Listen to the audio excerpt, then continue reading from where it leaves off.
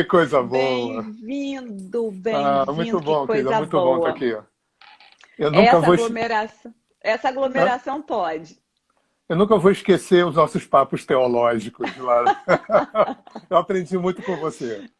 É muito assunto, né? É, tá, estão me falando aqui que meu fone tá estranho, tá? Que meu fone tá com problema. Então, você vai se apresentando, vê se melhorou. Estou te Me ouvindo fala muito que bem desde o começo. tá, é. Tô. É.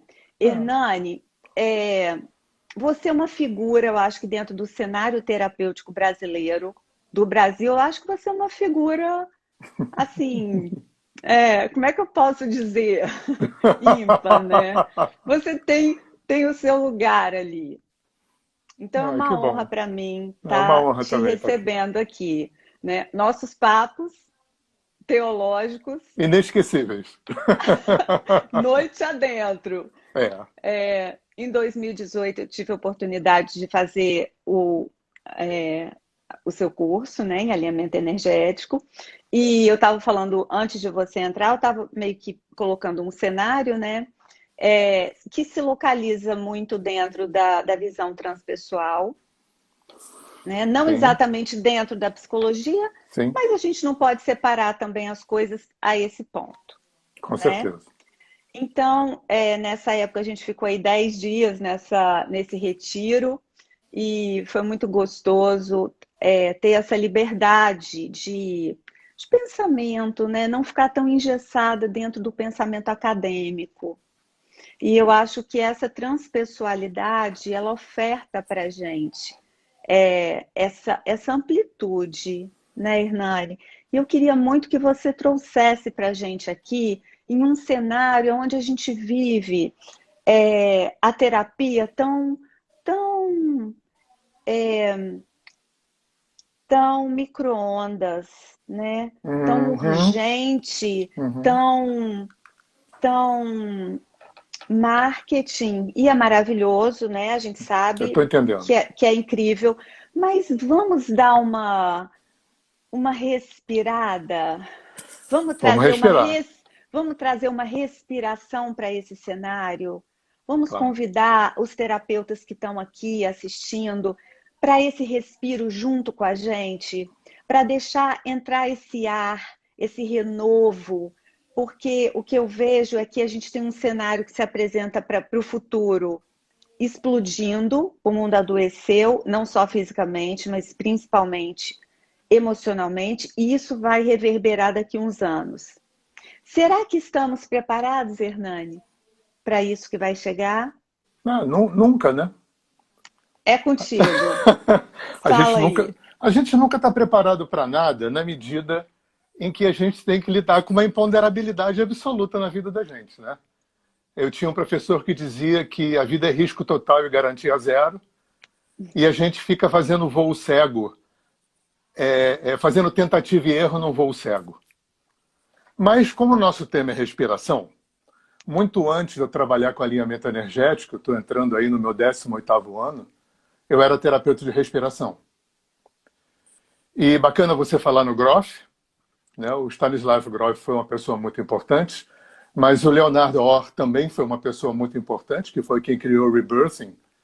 E são dois trabalhos que nascem de experiências diferentes, né? Porque a respiração holotrópica do Grof nasce justamente da proibição de usar o LSD em terapia. Uhum. E ele realmente é um dos pais da psicologia transpessoal, embora o Maslow já tivesse aberto essa porta, né? E o Groff tinha uma outra pegada, né? Ele tem aquela história de que todo dia ele entrava numa banheira de água morna na casa dele, e um dia ele tem uma regressão. E ele percebe que a gente fica 9 meses dentro de uma barriga escura, quentinha, na maior parte das vezes protegido e tudo bem. E de repente você é obrigado a sair, porque você não sai por livre e espontânea vontade, não é por uma porta muito ampla. E quando você sai daquele lugar, você está num lugar gelado, com 500 mil holofotes, te penduram de cabeça para baixo, dão uma palmada na tua bunda, 2 pingos de colírio que arde no olho e uma sonda no nariz. E o Orr, não coincidentemente, era amigo do Le Boyer, né? E o Le Boyer olhou para isso sob o prisma do obstetra, enquanto o Orr olhou para isso sob o prisma do terapeuta. E ele percebeu o seguinte, se ao entrar no mundo, no momento em que eu vou dar a minha primeira respiração, e isso é arquetipicamente, emblematicamente, muito poderoso. Eu acho que era o Freud que dizia, ou Reich que dizia, provavelmente, que respirar é deixar a vida entrar. É interagir com o fluxo vital. Então, se na primeira vez que eu vou inspirar, eu me deparo com um ambiente absolutamente hostil, o que o meu corpo-mente sabe fazer atavicamente, visceralmente, quando eu preciso não sentir? Contrair e diminuir a respiração. Eu já contraía na barriga da minha mãe. Hoje a ciência já sabe. Antigamente o pessoal pensava que só musculatura estriada, né, periférica, bíceps, né, peitoral que contraía. Não, musculatura lisa também contrai. Também sofre tensão. E na barriga da minha mãe, né, embora eu ainda viva em simbiose, né, eu só vou descobrir que eu não sou a minha mãe no primeiro semestre depois de nascido, né? Eu estou compartilhando com a minha mãe ali na barriga, e se a minha mãe passa alguma situação punk, eu já começo a criar tensões ali dentro. Para quê? Para não sentir. Ao nascer, quando eu vou inspirar, que a vida me recebe, tem aquele ambiente hostil, o que eu faço? Eu respiro o mínimo possível, e aquilo cria um padrão e cronifica dentro de mim. Vamos lá. Estado alterado de consciência. Depois a gente faz essa costura aqui atrás. Porque o Orr foi uma pessoa... Eu conheço mais o trabalho do Orr do que do Grof. A gente fala em estado alterado, a gente pensa logo em efeito de planta psicoativa. Uhum. Né? Mas se você olha para a meditação não tem... Aliás, um negócio muito interessante. Eu tenho um grande amigo, que é o Rafael Nishiwaka. Ele é um expert na bioquímica dos enteógenos, das plantas de poder. E um dia eu facilitei um processo de respiração com ele. Quando acabou com aquele jeitão engraçado baiano dele, ele falou: brother, eu tenho certeza que isso que eu fiz vai para o mesmo lugar que a planta vai. E aí, Ellen, a gente tem umas dicas interessantes aqui para pontuar o nosso papo sobre essa história de estado alterado. Quando você vai na Bhagavad Gita, que é aquele livro lá dos hindus que tem 5.000 anos, quando você vai no yoga, o Krishna fala para Arjuna, e quando eu li isso, eu achei muito fantástico, que ele fala que é tão difícil quanto controlar o vento é controlar a mente. E no yoga, a gente aprende, eu dei aula de yoga por quase 20 anos, a gente aprende que a velocidade da respiração está intrinsecamente relacionada com a velocidade do pensamento. E aí você conhece isso tão bem ou melhor do que eu, o estresse faz 3 coisas com a respiração, né? Torna ela alta, curta e rápida.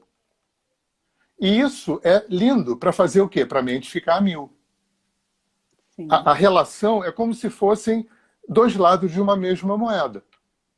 Eu estou falando em termos de frequência. A frequência respiratória está diretamente relacionada com a frequência da mente. Quando você senta para meditar, qual é a primeira coisa que acontece? Isso é muito legal. A frequência da respiração cai. Cai. Eu me lembro de perguntar para instrutor meu se não tinha perigo de morrer. Porque a respiração ficava quase nenhuma. Qual é a malandragem dos sábios do passado quando bolaram isso? Quando eu faço alguma coisa, né? Fecho o olho, entro no mantra ou no vipassana, não importa, e a frequência da minha respiração cai. Ao cair a frequência da respiração, o que ela faz? Ela traz a frequência do pensamento para cair também. Então isso é uma dica que eu acho sensacional. Se a gente pula para o mundo emocional, a gente vê Dr. Reich, né? E o Reich é um cara interessante, porque dessa trinca, né? Eu não sou psicólogo, mas eu vivi com psicólogos em volta de mim, eu sou casado com uma, e eu acho que tem uma trinca aí, que é o Freud, o Reich e o Jung. Desses 3, o único que, além de ser professor e clínico, foi cientista de laboratório foi o Reich. Então, reza a lenda que um dia ele chegou para o Freud e falou: doutor, E o Freud foi fisiologista antes de ser neurologista, né? Ele falou, doutor, quando é que a gente vai inserir o corpo na terapia? Ele falou, a gente não conhece fisiologia humana o suficiente. E é isso que ele foi fazer, o Reich. Ele foi para um laboratório estudar fisiologia humana. E ele dizia uma coisa muito importante, dá para falar de horas do Reich, né? Mas ele falava uma coisa muito importante.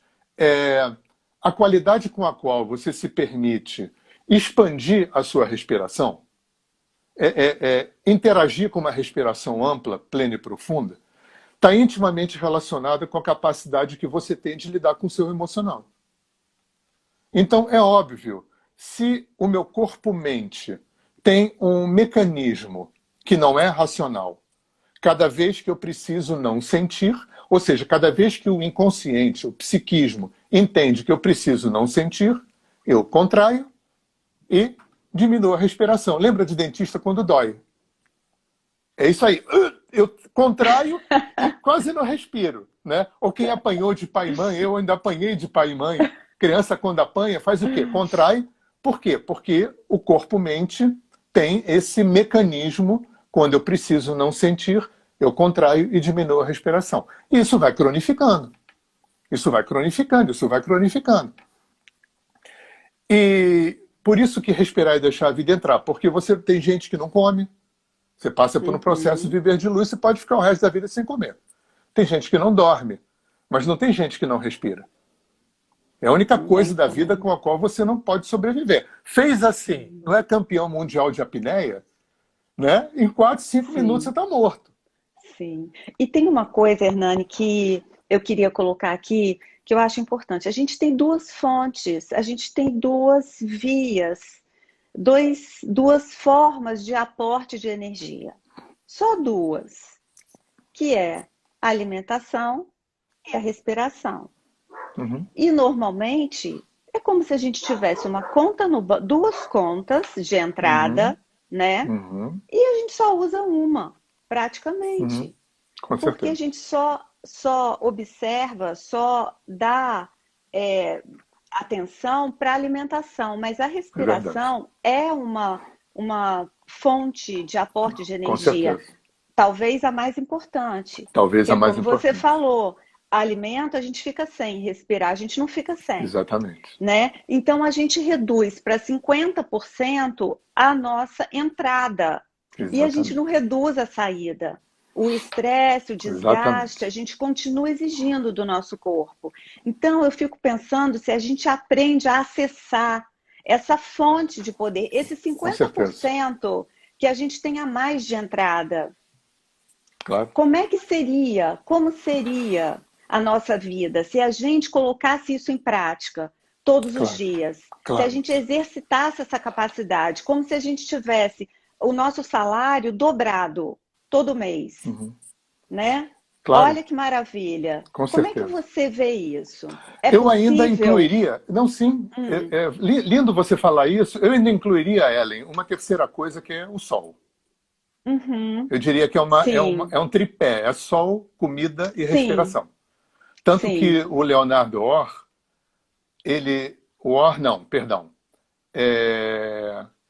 agora eu estou confundindo, não sei se é o Orr ou se era a Jasmurin que criou o processo de viver de luz, mas um desses dois tinha uma técnica de olhar firmemente para o sol.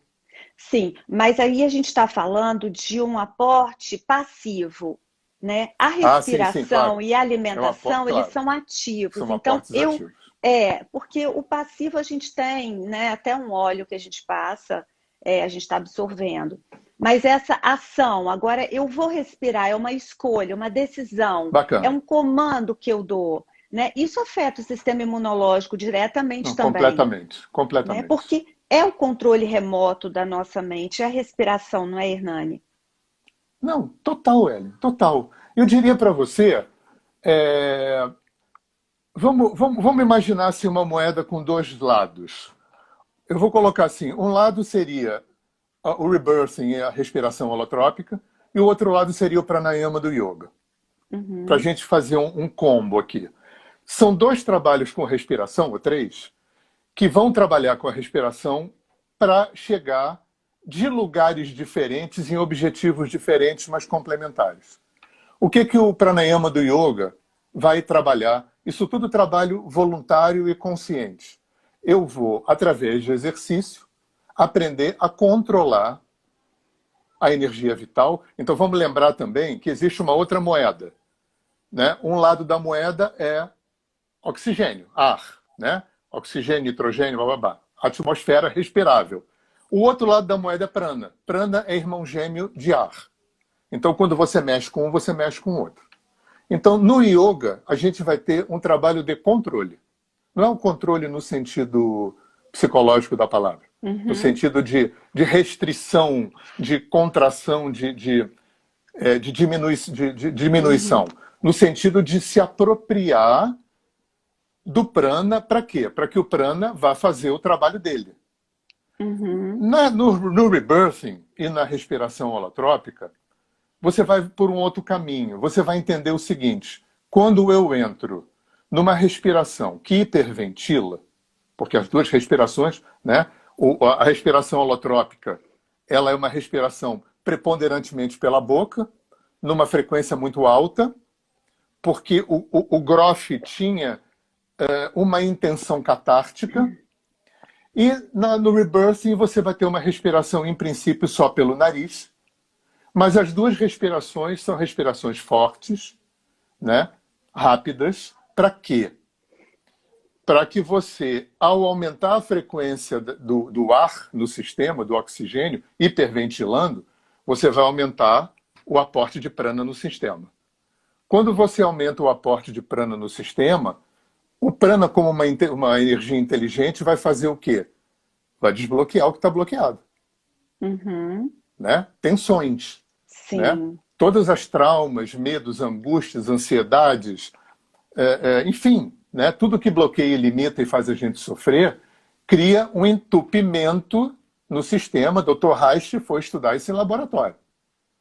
Quando eu hiperventilo, com essa intenção consciente, terapêutica, num consultório ou num grupo, ao hiperventilar, o prana, né, vai aumentar a frequência dele no sistema e ele vai forçar a restituição de um vaso comunicante, que são as 7 caixas d'água dos nossos chakras. Que não são 7, são milhares, mas... Né? E esse fluxo de vaso comunicante no sistema energético vai entupindo. Cada trauma, né? Cada herança ancestral que a gente traz por lealdade familiar, cada história mal resolvida de vidas passadas, cada história complicada dessa vida vai entupindo o sistema. E quando você hiperventila, obviamente que você altera o teu estado de consciência. E você faz o prana. Lembra de Rotorruta? Entupia a tua pia, você chamava aquele Rotorruta. Antigamente era um negocinho que entrava, agora não, agora é ar comprimido. E você literalmente dá uma injeção de ar comprimido no sistema que vai fazer o quê? Desbloquear. Então é lindo, porque enquanto no yoga você, através de exercício, você se apropria do controle e você aprende a instrumentalizar a energia vital para a saúde, para entrar em contato com o inconsciente, essa coisa toda.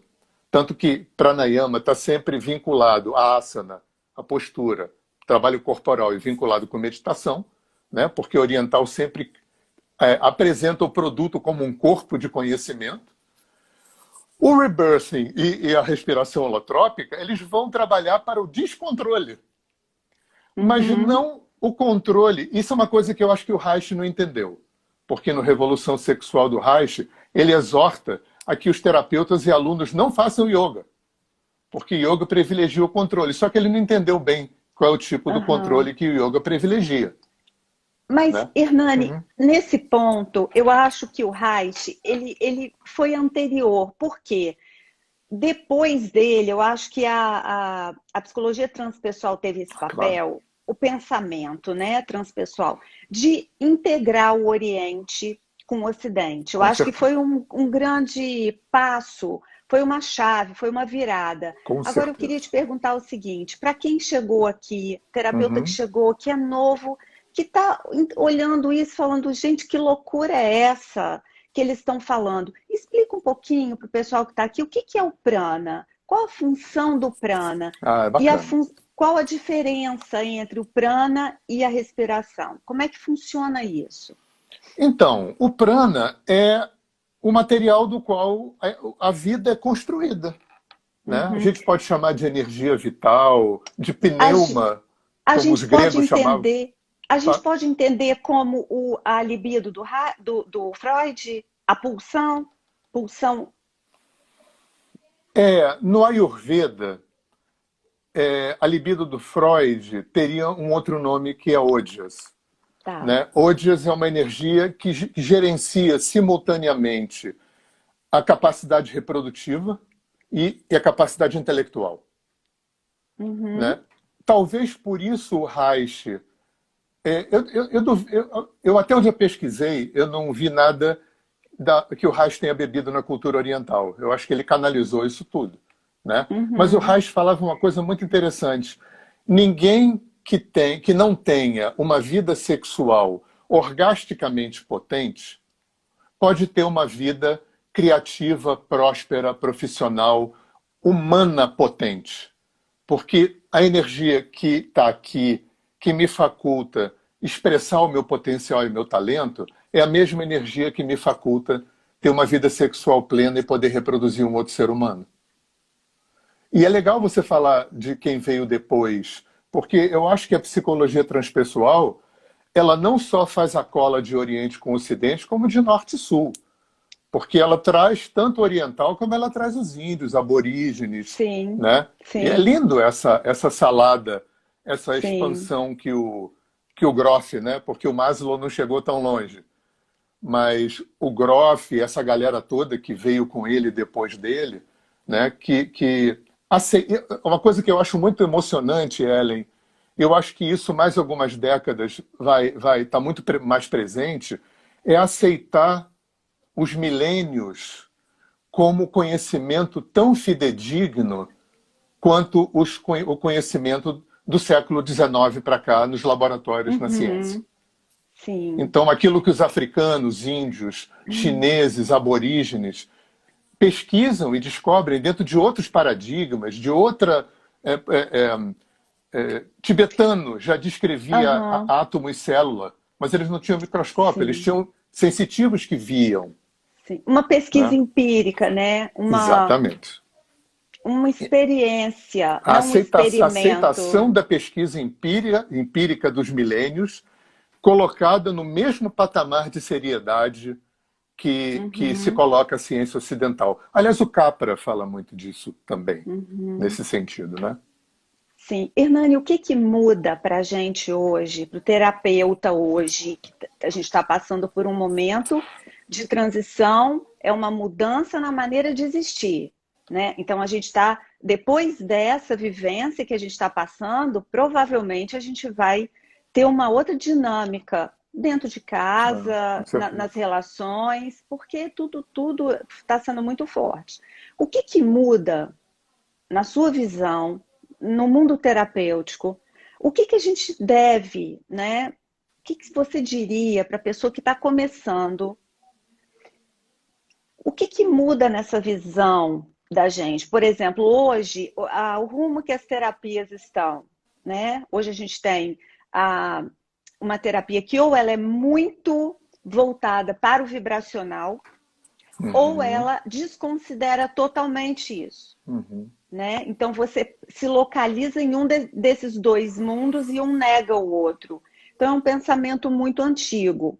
Como que a gente pode, então, desenvolver uma terapia que seja equilibrada, que conecte esses dois mundos, Oriente e Ocidente, Norte e Sul, em um corpo como a gente é integral, mente, corpo. Como é que a gente pode fazer isso de uma maneira leve, sem se comprometer? Como é que você diria, como é que você Que resolveria pergunta, isso? hein, Ellen? Nossa, isso é fantástico, porque eu acho, em primeiro lugar, pessoas como você, como a Gabi, como tanta gente que está fazendo esse trabalho de fazer essas pontes, né? Eu não Sim. sou psicólogo. Só falar pro pessoal, a Gabi que ele está falando é a É a esposa dele, é a minha Gabi esposa. Fornari, que é muito minha Aham, amiga, tem uma live nossa um pouquinho atrás no feed, né, isso aí. uns dias atrás aí. E vocês são Fala, Hernani. psicólogos, eu acho que vocês têm um poder de fogo muito, um poder muito poderoso, né? Usando aqui, dando uma coisa óbvia, né? É, eu acho que psicólogos como vocês talvez sejam a linha de frente. Hernani, eu acho que seu áudio. Eu Agora, vou, voltou. tá, eu vou tirar Voltou. o Tá, fone, porque o tranquilo. meu iPhone,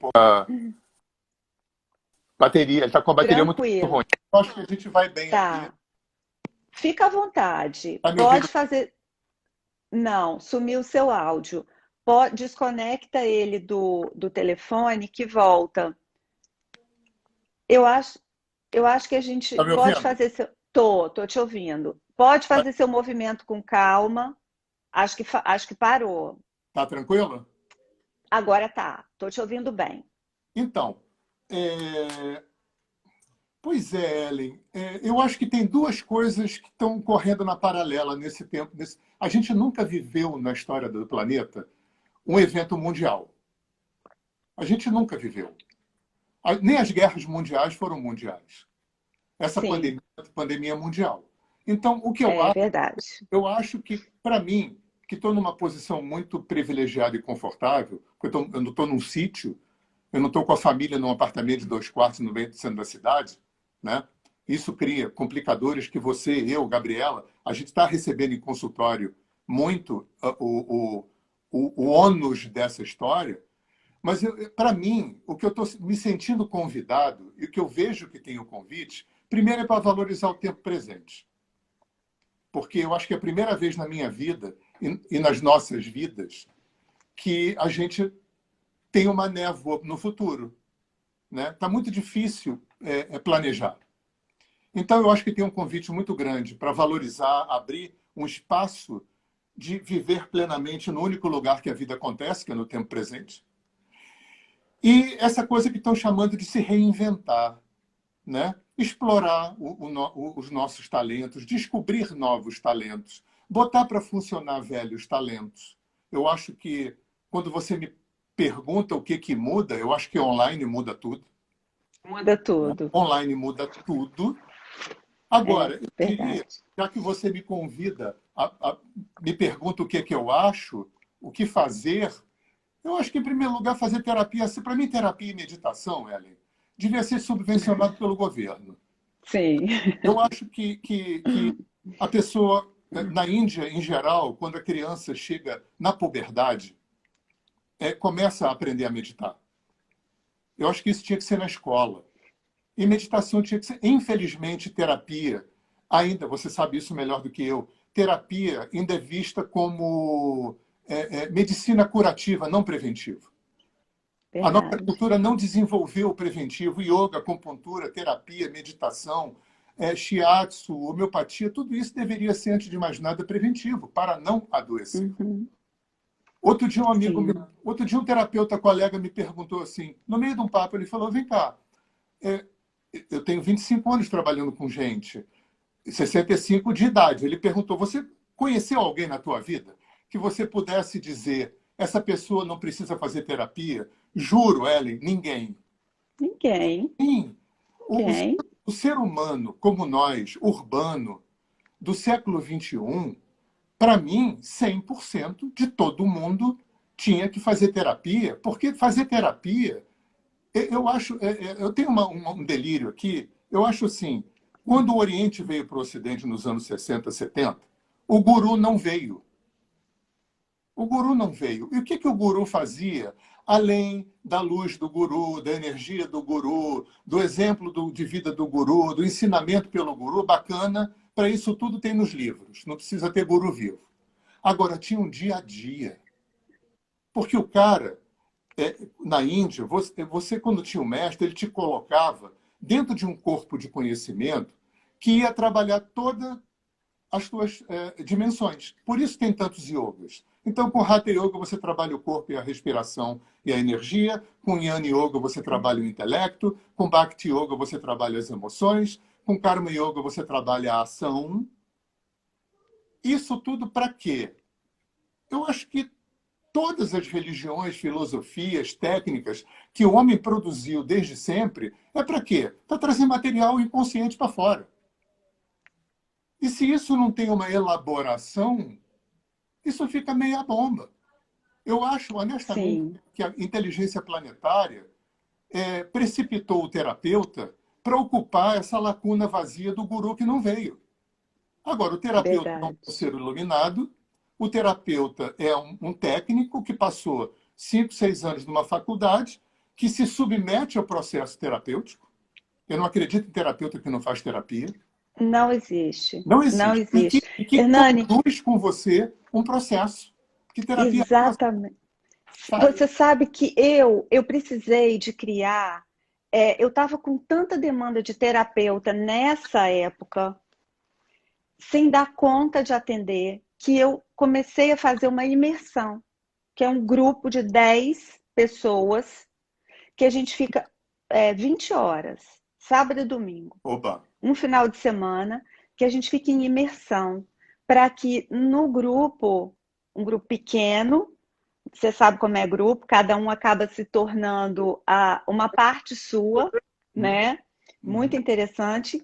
E eu precisei de arrumar essa estratégia para atender essa demanda de pessoas super competentes que não estão desenvolvendo o trabalho, que não estão dando conta Uhum. delas mesmas para desenvolver o trabalho terapêutico, para Uhum. pessoas que são terapeutas e que não estão dando conta do online, que Uhum. querem ver como se faz, porque é como você falou, o online trouxe essa mudança, essa modificação. Claro. Então, é o que eu falo, eu sempre converso muito com a Gabi sobre isso. Falei, Gabi, você está sem cliente? Não, cheio de cliente. Então, todo mundo que está agora preparado, a gente nunca está preparado, né, Hernani? Essa que é a verdade. Mas a gente encontrou um ponto melhor de equilíbrio. A É. gente está com uma demanda gigante, porque o mundo literalmente adoeceu, dentro e fora. As relações estão doentes. Agora eu fico pensando, Hernani, imagina essa galera que está com 5, 6, 7 anos, Uhum. que está vivendo um caos dentro de casa, porque os casamentos, as relações complicadas, violência doméstica explodiu, o abuso sexual explodiu. Então Suicídio, estão vivendo. Agora, você imagina isso daqui a 10 anos? claro. Como vai ser essa rebordosa? O que a gente vai pegar? E essa que é a minha preocupação, Hernani, quando eu trago você, Gabi, quando eu trago, sabe por quê? O que as pessoas não costumam entender é o seguinte: profissional competente não tem concorrência. Não existe concorrência no meio de gente Com competente. certeza, com certeza. Não existe. A Claro. gente trabalha, essa é a hora que a gente precisa cada vez mais estar integrado, unindo um pensamento, uma força, porque foi assim que nasceu a primeira força, a segunda força, a terceira força da psicologia, a quarta e todas elas, né? Então, quando a gente começa a estruturar esse pensamento, a gente está estruturando dentro da gente Claro. uma forma muito mais funcional de estar se preparando para essa demanda.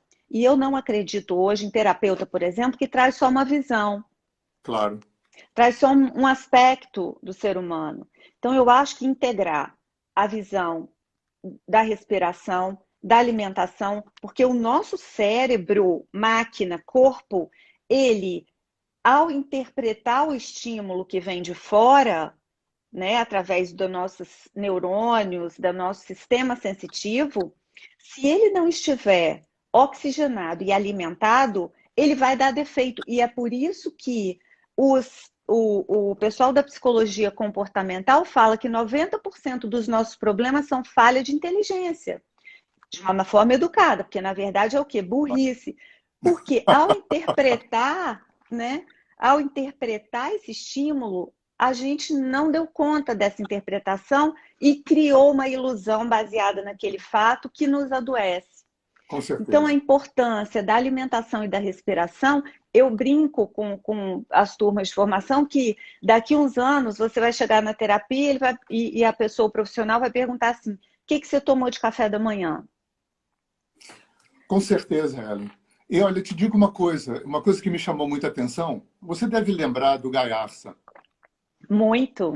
Pois é, o Gaiarsa, além de ser psicanalista, além de ser médico psiquiatra, ele foi a única pessoa que eu, não sei se é a única que existiu, mas a única pessoa que eu tive conhecimento que tinha as três formações, freudiana, reichiana e junguiana. E no livro de respiração do Gaiarsa, um cara que teve 60 anos de experiência clínica, ele chegou e falou que ele tinha andado muito, que ele tinha visto de tudo, mas que ele nunca tinha visto nada tão poderoso, tão eficiente, tão potente terapeuticamente quanto o Renascimento e trabalho com respiração. Quer dizer, um cara como ele, médico psiquiatra, com formações, as três formações mais importantes do mundo da psicologia, né? Dizer que ele nunca viu nada tão poderoso quanto ele estava se referindo ao Renascimento. Quanto ao Renascimento. Sim. Agora, tem uma coisa, Ellen, pegando esse teu gancho, que eu acho muito emblemático também. A nossa cultura não se preocupou em ensinar duas coisas que estão pipocando agora. Que, para mim, o que eu percebo, talvez sejam os dois catalisadores mais fortes de tudo que está acontecendo com as pessoas em quarentena, em casa. A gente não aprendeu a ficar sozinho e não aprendeu a se relacionar. A gente está pirando, a gente não, mas está se pirando basicamente porque não se sabe ficar só e não se tem inteligência emocional, porque isso tinha que ser ensinado na escola. A nossa cultura se construiu. É muito louco isso, porque eu não acho que africano, índio e oriental é melhor do que a gente, não. Mas acho que eles foram mais espertos, porque eles construíram corpos de conhecimento para colocar você em contato. A nossa cultura criou corpos de conhecimento para tirar a gente do contato. Colocar a gente no contato só aparece a partir do Freud, há 120 anos atrás. O Kardec, né? Mais ou menos nessa época, mas talvez a Blavatsky, né? Que são, né? Os três vêm de três lugares diferentes, mas enfim. Porque, fora isso, a nossa cultura se constrói para sair do contato. Sim. E quando você é posto É verdade. 100% em contato com você e com o outro, a pessoa não tem ferramenta para lidar. Não sabe. Porque eu não fico em contato comigo porque eu estou o tempo todo fora. É fora, é fora. Eu me lembro quando eu fazia terapia com o meu queridíssimo Alex Faust, que é uma pessoa muito importante para mim e para o alinhamento energético. Um dia em terapia ele traçou 3 círculos concêntricos no chão. Ele falou, olha, do meio é o ser, depois vem o fazer, depois vem o ter. Nós deveríamos, eu nunca vou esquecer isso, lá na 13 de maio, nós deveríamos estar fundamentados no ser, transitando pelo fazer e pelo ter. Alguma coisa aconteceu, ele era muito engraçado, alguma coisa aconteceu que a gente desviou o centro, enraizou no fazer. Lembra que a gente pergunta para a criança o que você vai ser quando crescer? Quer dizer, ela só vai ser quando fizer? E aí ele fala uma coisa que tem tudo a ver com o nosso assunto aqui, a fala que eu estava falando antes. Ele falou o problema é que o sistema capitalista, enfim, neoliberal, bababá, está procurando, através da propaganda, do marketing, daquela coisa toda, enraizar o centro no ter. Porque a hora que eu só for quando tiver, é tudo que o sistema quer. Por isso que o Reich foi expulso de todas as sociedades psicanalíticas, de todos os partidos comunistas, porque ele percebeu que a ninguém interessava um homem potente. Porque o homem potente Curado, ninguém né? controla. Saudável, Ninguém sadio, controla. Ninguém né? controla. Então, isso não Saudável. interessa para a direita, não interessa para a esquerda, não interessa para a psicanálise, não interessa para os comunistas. Um ser humano plenamente potente, orgasticamente potente, respiratorialmente potente, quem que vai dominar e controlar? Então não interessa para ninguém. Sim, Por isso exatamente. por isso que os governos se sucedem ao longo dos séculos e ninguém resolve educação e saúde. Porque ao sistema interessa um ser humano doente, pouco culto e pouco inteligente, porque tem pouca elaboração. Então fica um ser humano pouco potente. E aí fica um ser humano fácil de ser controlado. Se você olhar para isso organicamente, o que é isso que o Dr. Reich percebeu? Um ser humano que é cheio de tensão e que tem uma respiraçãozinha desse tamanho. Sim. Curto. Literalmente curto. Né? Literalmente Encurtado. encurtado. Encurtado. Apequenado. Apequenado. Vamos inventar a palavra. Sabe o que eu lembrei enquanto você estava falando, Hernani? Eu estudo Eneagrama há muitos anos, né? Maravilhoso. E é uma delícia. E no início, lá quando a primeira pessoa foi e recebeu essa sabedoria, esse ensinamento lá no Oriente, enfim. Ele então ensinava antes de todo mundo do Ocidente ensinar, ele ensinava através da respiração. Você está falando de quem? Então, Do Gurdjieff? do Gurdjieff. Gurdjieff.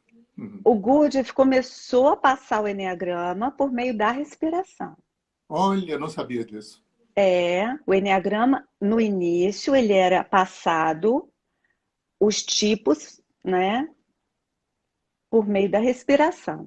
Muito tempo depois, o Cláudio Naranjo foi, o Oscar Ichazo, o primeiro, depois o Naranjo veio e decodificou essa história, mas decodificou a partir da respiração. Cada tipo psicológico tem uma forma de respirar. Claro. E dentro desse formato, a pessoa vai consolidando a sua maneira de ser. Então, é no movimento da respiração que a gente consolida a nossa maneira de pensar, de agir. Com certeza. Né? Olha que interessante isso, quão profundo é. Eu acho que hoje o grande desafio nosso, enquanto profissional da ajuda, das terapias, é incluir a respiração na nossa. Com certeza, Ellen. Não no nosso dia a dia, porque isso já precisa ser mesmo, mas nos nossos treinamentos. A gente precisa consolidar isso, tratando das pessoas, incluindo isso. Eu queria só voltar uma coisinha lá atrás, né? Voltar um pouquinho para o tema do estado alterado da respiração. Sim. O que o Leonardo Orr pretendia com uma respiração, né? No Renascimento, você vai fazer uma respiração circular, que não tem espaço entre inspirar e expirar, e cuja ênfase é na inspiração. Ou seja, eu vou estimular o sistema nervoso simpático, eu vou criar uma condição yang. Para quê? Para aquela finalidade que eu falei lá atrás, quando eu aumento o fluxo da respiração, eu aumento o fluxo do prana. O prana, energia inteligente, vai fazer o trabalho que ele tem que fazer. Mas tem uma outra questão da respiração. Quando você altera o estado de consciência, isso vale para as plantas também. É uma área que eu não sou expert. Eu não trabalho com planta, embora eu ache fantástico. Eventualmente, eu recomendo clientes a passarem por essa experiência. Eu acho que todo mundo deveria passar. Todo mundo que não tem nenhum núcleo psicótico, né, deveria passar pela experiência com uma planta de poder. Mas o que a respiração faz ao alterar o estado de consciência? Né? Ao aumentar a frequência da ciclagem, porque você entra em teta. Sim, sim. Você vai para alfa, de alfa você entra em teta, e quando você entra em teta, o que acontece? A tampa do inconsciente abre. Abre. E aquele material eclode. E aí acontece, Ellen, uma magia, porque mágica não existe, né? Mas uma magia. Eu me lembro nos anos 70, eu fui assistir uma palestra com Maharishi Mahesh, que foi um cara que, infelizmente, ficou estigmatizado porque foi guru dos Beatles. Mas o Maharishi, primeiro o Maharishi foi o cara que trouxe o Ayurveda para o Ocidente. Só por isso tinha que ganhar uma estátua. Quando a Inglaterra saiu da Índia, a Inglaterra proibiu a medicina ayurvédica, o Maharishi fez o primeiro chamado. Ele mandou gente para as aldeias trazer os velhos Vaidyas, os velhos médicos. E ele foi o cara que resgatou o Ayurveda na Índia e trouxe para o Brasil. E ele foi o primeiro cara no mundo a fazer a ligação de Oriente com física quântica. E aí, no fim dos anos 70, no Hotel Glória, no Rio, aquela sala cheia de gente, então tinha o Maharishi no troninho, aquele monte de hindu do lado, e aquele monte de cara engravatado, caras com cara de sueco, né, de alemão, porque ele já estava fazendo na Universidade Maharishi essa conexão, né, que depois o Capra veio fazer com o tal da física, mas o Maharishi fez antes. E ele falou uma frase que, para mim, foi emblemática. Isso vai ter a ver com o negócio da respiração. Ele falou assim, por um motivo que ninguém ainda sabe explicar, e talvez até hoje o Maharishi tenha sido, a Universidade Maharishi tenha sido o lugar onde mais se pesquisou e pesquisa meditação no sentido orgânico, psicoemocional, biopsicoemocional. Ele dizia, por algum motivo que ninguém sabe explicar ainda, quando você entra no que ele chamava de estado transcendental, que é estado teta, tudo, olha só que impressionante, tudo que emerge do inconsciente nesse estado teta é integrado. Na respiração acontece a mesma coisa. O Orr teve essa sacação, o Groff teve essa sacação. Quando você é colocado nesse estado teta pela respiração, além do prana, está fazendo esse trabalho bioenergético de desobstrução da respiração energética nos chakras, uma porta no inconsciente se abre e todo o material que emerge do inconsciente, nessa situação, que pode ser com planta, que pode ser com meditação e pode ser com respiração, deve ter outros jeitos que eu desconheço, todo o material que emerge em teta é integrado automaticamente no sistema. Você vê a importância de... Interessantíssimo isso, hein? Pois é. Agora tem o seguinte, quando... Tem uma pergunta para a gente aqui, depois a gente fala disso. Quando a gente está, por exemplo, em uma indução por meio da respiração ou por qualquer outra via, mas, Hernani, como que vai haver essa integração se você não tem o movimento do prana? Porque só pela respiração que a gente tem, não? Até onde eu sei. Sim, né? Tem trocentas técnicas, né? Sim. Mas eu acho assim, respira e vai fazer terapia. Sim. Não, com certeza. Com certeza. Aprender, né? Ou seja, no yoga, fazendo pranayama, para você se apropriar da instrumentalização da energia e aprender a respirar mesmo. Né? Se conscientizar que a respiração tem um estágio abdominal, tem um estágio intercostal, tem um estágio o estágio alto, era peitoral que a gente chamava, o subclavicular. Né? Tem 3 estágios na respiração. Né? A expiração deve ser maior do que a inspiração. Essa sabedoria que os yogis entenderam, né? Que o ar tem que sair pelo menos 50% mais do que o ar que entra. Né? Porque o que a meditação e o yoga vão preconizar é o estímulo do sistema parasimpático. Sim. Né? Você tem que criar uma alcalose no teu corpo. O que o rebirthing faz na via inversa para chegar no mesmo lugar, estimulando o sistema nervoso simpático, é criar uma acidose. Perdão, sim, criar uma acidose. Você coloca oxigênio para caramba. Você coloca oxigênio para caramba. Ao contrário da meditação, quando cai o fluxo da respiração, eu aumento o aporte de gás carbônico. E eu estimulo o sistema parasimpático. E estimulando o sistema nervoso parasimpático, abre-se as portas das endorfinas e das serotoninas. Então, o pranayama vai por esse lugar. O rebirthing, não. Eu estimulo o sistema nervoso simpático, eu boto noradrenalina no sistema. Para quê? Para te tirar do controle. Mas não é aquele controle da apropriação do prana que o pranayama faz. É o controle que eu fui criando de tensão. É o controle egóico, né, Hernani? É o controle do ego. É o controle do quanto o meu inconsciente entende que eu preciso não sentir e, para tanto, eu contraio e diminuo a respiração. Quando eu entro nesse estado teta pela via da respiração, eu sou convidado ao quê? A sair desse controle.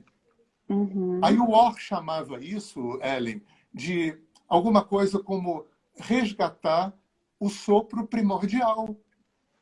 Aquela primeira respiração que eu já dei curta para poder dar conta desse mundo hostil que me recebe. Muita gente pensa que rebirthing é você fazer regressão ao nascimento. Não necessariamente. É você fazer uma regressão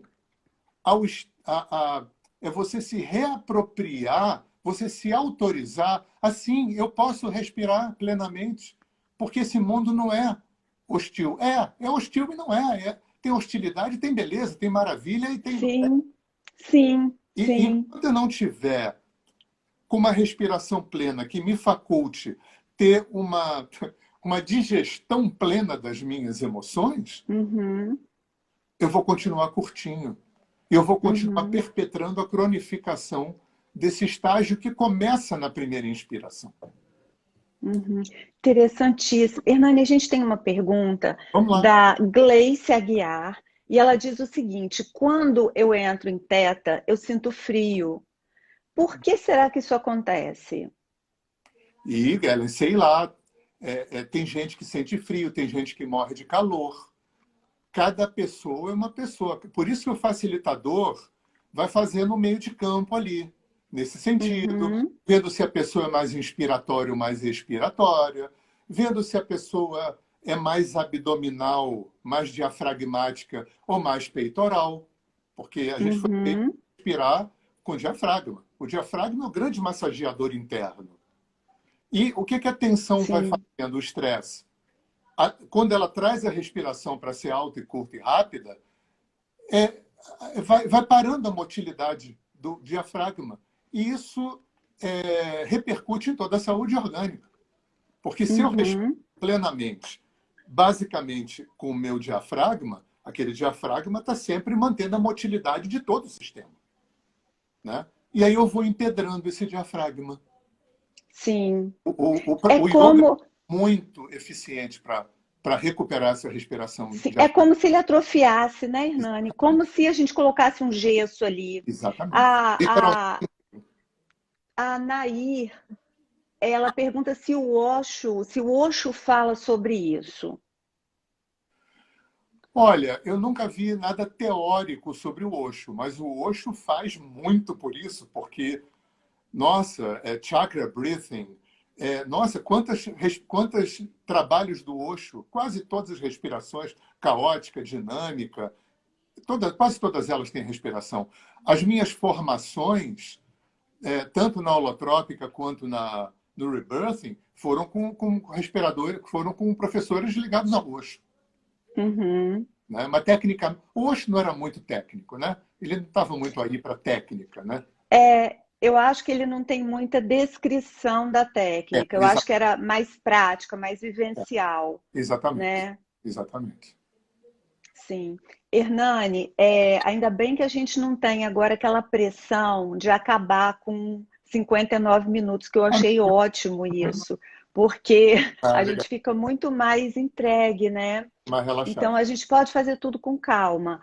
É, Hernani, você acha que daqui para frente, por exemplo, o mundo terapêutico vai conseguir continuar com o homem separado, corpo da mente, do transpessoal? Não, Como é né? que Ah, eu acho que não também. não, não. Pois porque isso é inevitável. Se você olhar É. o panorama todo, a partir de Freud e Kardec, eu falo isso muito no curso, acho que Freud e Kardec abrem dois portais. E aí vem, no começo do século XX, a eclosão da física quântica. Né? É muito interessante quando você vê os primeiros físicos, Dr. Heisenberg ia para a Índia estudar yoga. O Niels Bohr, nas horas vagas, dava conferência sobre os Vedas. Quando o Capra vai entrevistar Dr. Heisenberg, Dr. Heisenberg, não sei se é um dos livros do Capra, não sei se é o Teia da Vida ou outro, que é aquele autobiográfico dele.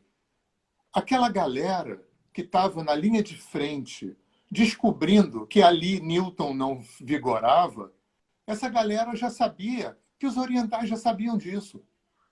É lindo isso. E aí, quando o Oriente entra no Ocidente nos anos 50, 60, quando o xamanismo entra, volta para a nossa cultura branca nos anos 70, 80, gente, isso é a união de norte e sul e de leste e oeste. Isso é sim. inevitável. E aí É é inevitável que você inevitável. vê Eu de fico, médico, político. Uhum. eu fico pensando Vai assim, eu lá. quero convidar, né, as pessoas que estão assistindo, sabe, Hernani, a se darem conta disso. Por que que a gente está fazendo esse movimento Com certeza. todo? Né? Qual é a lógica disso? A lógica é hoje usar o nosso poder de comunicação, que a gente ainda tem, esse espaço é livre, a gente usa pouco, a gente usa pouquíssimo. Eu acho que um dia a gente vai olhar para trás e vai falar por que que eu não ficava ali online falando tudo que eu sabia para compartilhar com as pessoas mais tempo. É, A gente usa muito pouco. é verdade.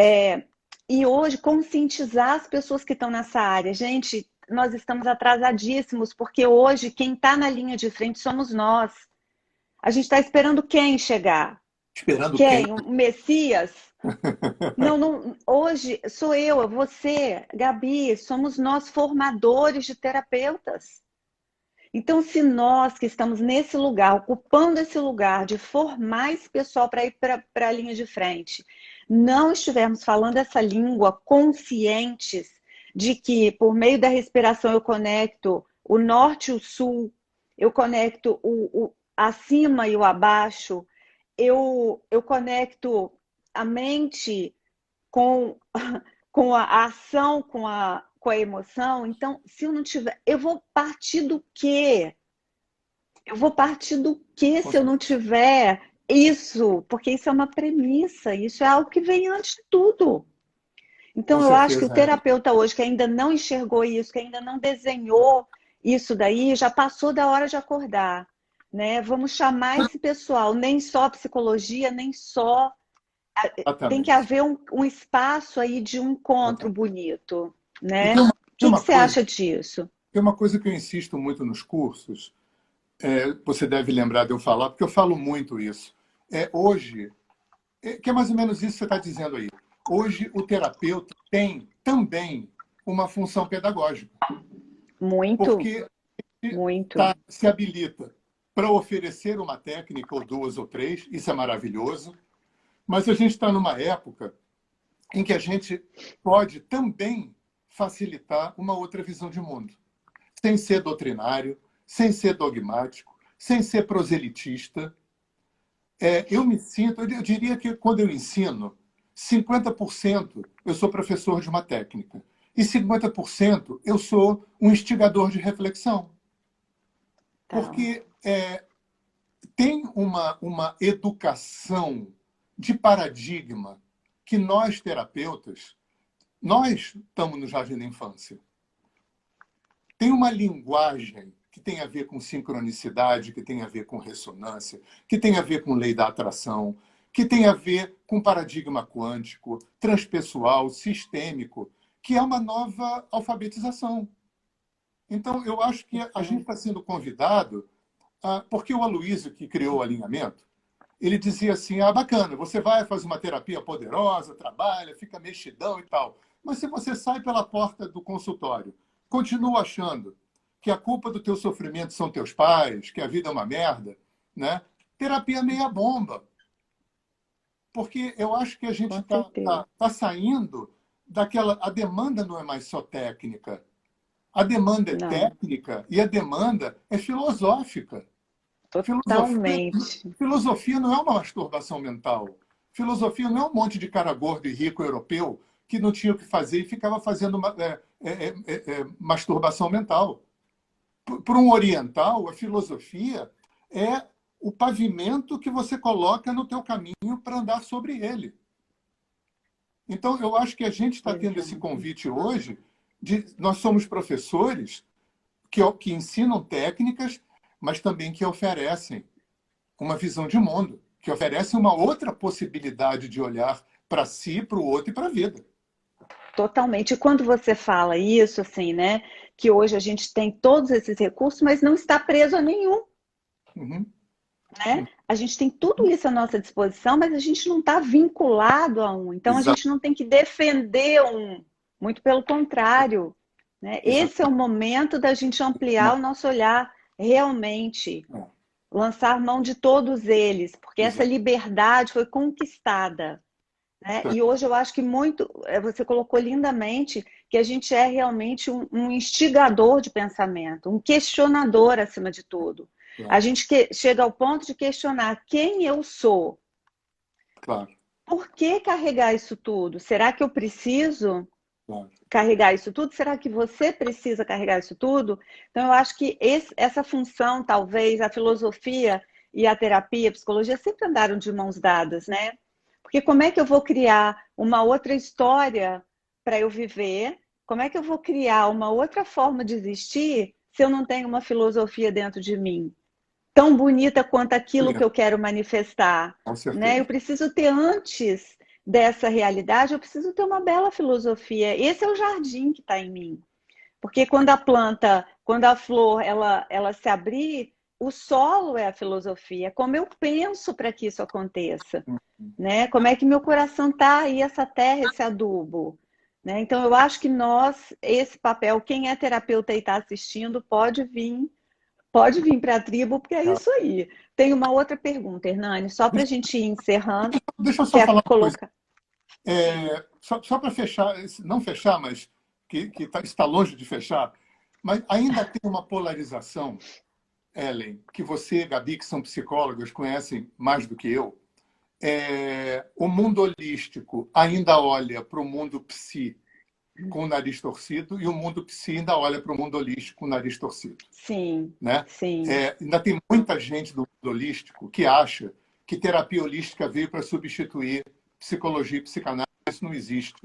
Né? Eu acho que, na minha opinião, cada caminho que se abre, cada escola que se funda, cada visão terapêutica que aparece é uma abertura de um leque horizontal. Né? Nenhuma terapia do passado ficou obsoleta porque outras terapias vieram depois. Né? Eu acho que falta ainda a gente alcançar, né? Eu acho que é natural que isso seja, essa polarização ainda esteja acontecendo, mas a gente, para acontecer isso que você falou, de haver uma, vou inventar uma palavra, uma holistiquização de toda a terapia, talvez precise essa despolarização e a compreensão Uhum. de que toda terapia é sagrada. Eu já vi gente não apertar o gatilho graças à tarja preta. Sim, Eu claro. conheço gente que meditação Lógico. não faz bem. Que o lance dessa pessoa não é meditar, o lance dessa pessoa é outra coisa. Então, eu acho que o Uhum. mundo holístico e o mundo psi precisam sacralizar, não religiosamente, mas sacralizar todas as medicinas. Sim. E é Entender isso que a gente está fazendo aqui hoje. É isso que a gente está isso. fazendo aqui hoje, porque quando a gente fala é isso que a psicologia, não, é isso que eu e você vamos fazer Exatamente. hoje. Então não é um dia, não é a terapia, não é a psicologia, sou eu e você. Então a Exatamente. gente, a gente decide isso. E às vezes as pessoas falam assim, ai, porque eu vou criar. Não, você está criando sua realidade hoje, o que você comeu? Que hora você vai acordar amanhã? Né? É isso que criar. Então, Claro. assim, hoje a gente está fazendo isso. Hoje a gente está selando e estabelecendo que esse encontro tem espaço. Esses dois mundos, eles estão envolvidos num, como o Wilber fala, né, num abraço amoroso, afetuoso, caloroso, é um encontro, né? Então, isso Com há certeza. espaço para isso. Basta quem quer chegar, né? É esse que é o Aí. convite. Esse espaço de relacionamento, de troca, de construção é aqui, Hernani, é agora, Com certeza. né? Deixa eu ler aqui a pergunta Vai lá. da. Não vou saber esse nome, Tunjindi. Na sua visão, a prática terapêutica da respiração na água é mais eficiente? E por quê? Tá. Rebirth Leonardo. Leonardo. Tá. Dentro do processo que o Leonardo Orr criou, né, a gente começa respirando, aí depois de um certo ponto a gente é convidado a respirar dentro d'água morna, Uhum. depois no terceiro momento respirar na água fria e no final respirar debaixo d'água. Para quê? para que isso tudo remeta a gente à condição uterina, para que a tampa do inconsciente abra de uma forma mais potente. Para quê? Leonardo Ormente falando, para que a gente acesse e desbloqueie aquela tensão primordial da primeira respiração que já não foi plena. Agora, não é que a respiração na água é mais potente. É mais potente? É. Mas só é mais potente se ela acontecer dentro de um processo. Você faz 10, 12, 15 sessões a seco. Aí o terapeuta sente que já está no ponto de fazer dentro d'água. Né? Tem um processo. Como tudo na vida tem um processo, né? Não dá para pular etapa. Sim. Não dá para ser violento, né, Hernani? Exatamente. Não dá, nem Exatamente. terapeuticamente, essa coisa de muita rapidez, tudo tem que ser hoje, tem que acontecer tudo agora, são 3 horas, 3 horas e meia. Então a gente precisa entender a delicadeza do ser humano, a sutileza, né, o respeito que a gente precisa ter com o nosso processo físico também. Claro. Que o nosso corpo ele é extremamente forte, mas ele é extremamente sensível.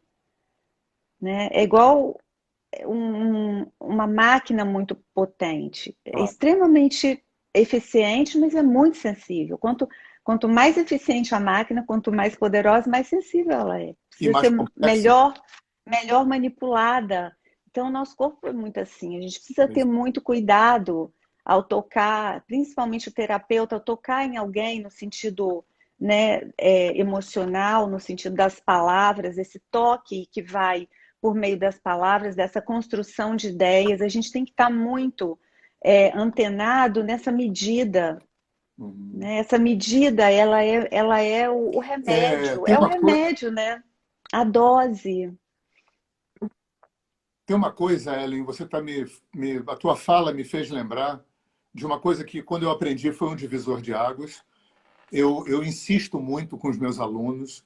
Eu acho que isso é primordial, esse aprendizado para qualquer terapeuta. Eu acho que deveria ser ensinado isso. Eu preciso aprender a te ouvir sem pensar no que eu vou responder. Porque senão não tem escuta. E isso serve para pais e filhos, para casamento, para vida profissional, mas a gente não aprendeu. A gente aprendeu, sabe o quê? Você quer ser feliz ou ter razão? Aí eu quero ter razão. Aí eu quero ter razão. E quando eu quero ter razão, não funciona nada. E os dois jeitos são muito estranhos, porque se eu quero só ser feliz, eu não estou te ouvindo também. Exatamente. Né?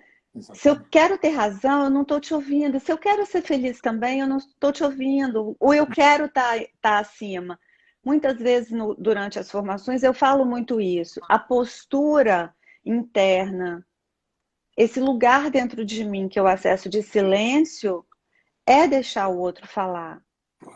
É esse lugar dentro de mim que eu vou. É a postura fenomenológica, né? Onde o essencial pode emergir, emerge de onde? Muitas vezes da fala. Muitas vezes daquilo que ele não disse, mas que você ouviu, mesmo estando no vazio, mesmo estando na entrelinha. Não é porque... Aquele essencial veio. Outra coisa que eu falo muito, Hernani, é assim, você vê, né? Voltando ao nosso encontro teológico, só para a gente já precisa encerrar, são 9h15, mas assim, voltando, muitas vezes Jesus passa e fala assim, levanta-te e anda, essa é a técnica, não é? Imagina se a gente hoje fosse repetir, chega no hospital, levanta-te e anda, essa não é a técnica, não é? É uma técnica, não é? Não é a técnica, não é a técnica, é quem aplica a técnica. É quem fala. Claro. Não é o que se fala, é quem fala. É o cacife de quem... Exato. Né? Então não é que um é melhor do que o outro, mas o quanto desse lugar de silêncio dentro de você está praticando, para que quando você fale alguma coisa tenha essa força.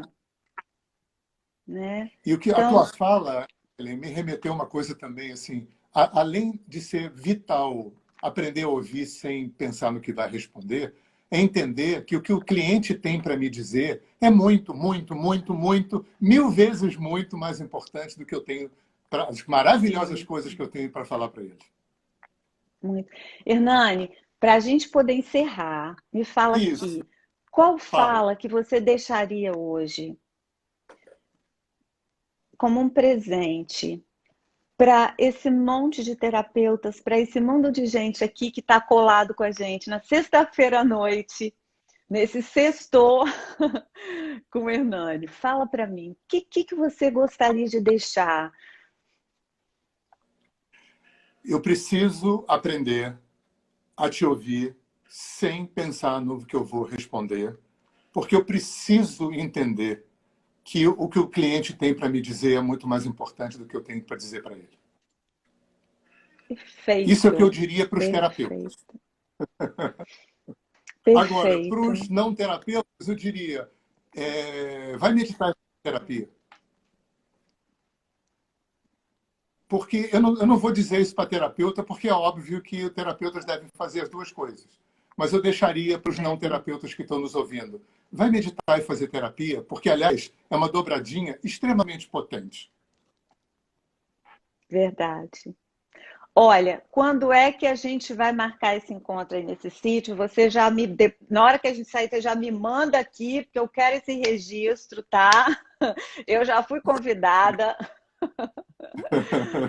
Querido, Ah, que bom. muito, muito obrigada. Muito obrigada por estar aqui Muita comigo honra estar essa aqui. hora. Tá uma delícia. Espero que vocês tenham gostado. Vai ficar salvo aqui e vai Ah, para o que bom. YouTube. Enfim, a gente vai, né, tá espalhando, construindo essa ideia, né, Hernani? Cada dia mais, né, daqui para frente. Fortalecendo esse pensamento tão bonito que a gente constrói juntos, né? Quando a gente se une, quando a gente se junta, construindo um meio terapêutico mais saudável, mais equilibrado, mais integrado, mais potente, Isso. mais ético, Mas, mais bonito, mais que lindo. suave, mais Mais suave. curador, né? Que a gente se cura também nesse meio, Com certeza. Com né? certeza. Querido, amo, amo, amo vocês. Dá um beijo na Gabi para mim, tá? Receba todo o nosso carinho e respeito. Super obrigada, viu? Fique em paz. Fique em paz. Beijo. Beijo. Gratidão.